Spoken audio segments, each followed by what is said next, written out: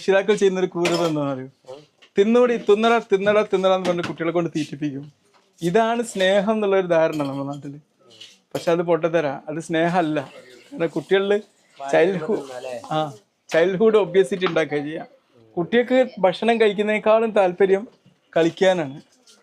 നിങ്ങളിപ്പോൾ കുട്ടി ഫുട്ബോൾ കളിക്കാൻ പോകുമ്പോൾ രക്ഷിതാക്കൾ പറയും ഫുട്ബോളെ കളിക്കണ്ട ഇവിടെ ഇരുന്ന് ഭക്ഷണം കഴിച്ചു പറയും. കുട്ടികൾ ഭക്ഷണത്തെക്കാളും ഫുട്ബോൾ കളിക്കാൻ വിളിച്ചാൽ നമ്മൾ എന്ത് ചെയ്യും? അപ്പോൾ കുട്ടികളോട് നന്നായിക്കോട്ടെ മോനെ, നീ ഭക്ഷണം കഴിച്ചിട്ട് ഭക്ഷണം കഴിച്ചാൽ മതി എന്ന് പറഞ്ഞ് അവരെ കളിക്കാൻ വിടണം. ഞാൻ കളിച്ചാൽ തന്നെ വിടില്ല. കാരണം എപ്പോൾ ഭക്ഷണം കൊടുത്താൽ ഇതിനൊക്കെ ചെലവില്ലേ, കുട്ടികളെ ചെലവില്ലല്ലോ.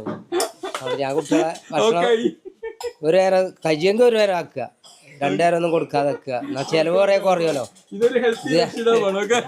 ഇത് നമ്മളെ എന്താ വെച്ചാൽ നമ്മളിങ്ങനെ നമ്മൾ പട്ടിണി കിടന്ന് നയിച്ചാൽ കുട്ടികളൊക്കെ പാടെ തിന്നിട്ട് അതുകൊണ്ട് കാര്യമില്ലല്ലോ. Very good.